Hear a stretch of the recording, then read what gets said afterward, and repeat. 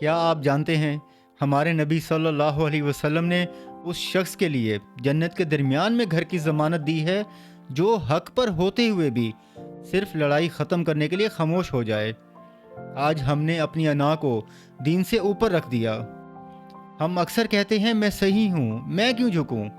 مگر یاد رکھیں، اسلام صرف رکوع اور سجود کا نام نہیں ہے، اسلام تو دلوں کو جوڑنے کا نام ہے۔ اگر آپ کا حق پر ہونا کسی کا دل توڑ رہا ہے تو آپ کے اس سچ میں کہیں نہ کہیں تکبر چھپا ہے۔ سچی محبت اور دینداری کا اصل امتحان تب ہوتا ہے جب کوئی آپ سے اختلاف کرے۔ سخت لہجہ حق بات کو بھی باطل بنا دیتا ہے۔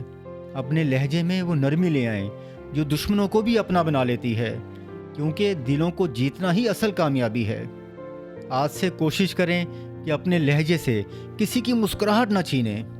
اگر آپ بھی اس بات سے اتفاق کرتے ہیں تو نیچے کمنٹ میں بے شک لکھیں اور اس پیغام کو صدقہ جاریہ سمجھ کر شیئر کریں۔